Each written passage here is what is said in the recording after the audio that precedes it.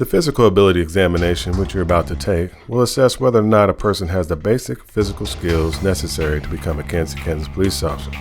Before having you complete the exam, we will walk you through the entire course, allowing you to become familiar with the events you will encounter. Please feel free upon your arrival to ask questions throughout the walkthrough. You will need to remove all watches, rings, pagers, cell phones, and gloves prior to the test. There are 10 obstacles that must be correctly negotiated in a maximum of 97 seconds.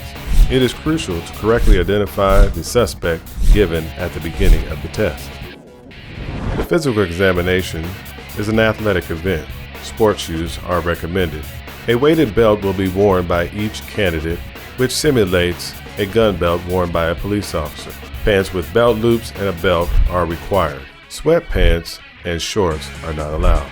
The candidate will be required to pull the slide back on a service weapon and pull the trigger. The candidate will sit in a police car and close the door. The candidate will repeat into the radio the physical description provided to him or her by the test administrator. The candidate will be given 2 pieces of descriptive information, for example, a baseball hat and a red t-shirt. The candidate must get out of the car and run a total distance of about 130 yards.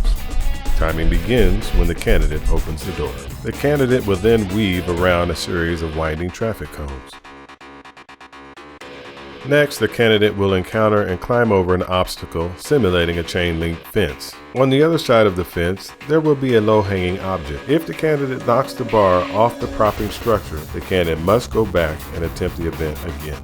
The candidate will then come to a short flight of stairs, and he or she must climb up and down the stairs twice. Remember, you must touch every step. Near the end of the run, the applicant must climb through a window. The window is approximately 30 inches by 30 inches and is located 50 inches off the ground. To accomplish this task, candidates are allowed to use the inner portion of the window frame only. After climbing through the window, the applicant must correctly identify the proper suspect previously given to him at the beginning of the examination. Remember to shout out the correct number. The candidate will successfully complete the examination by maneuvering the arrest simulator. The simulator has 2 phases. The first requires the candidate to push in a bar and maneuver it 180 degrees. There will be lines on the floor indicating when the candidate has successfully completed this maneuver. The second will require the candidate to pull on a rope. Once again, the candidate will have to maneuver the weight 180 degrees, crossing the line and coming back to the starting position. Once the candidate has successfully suspended the weight 180 degrees by both pushing and pulling on the bar, the time will stop.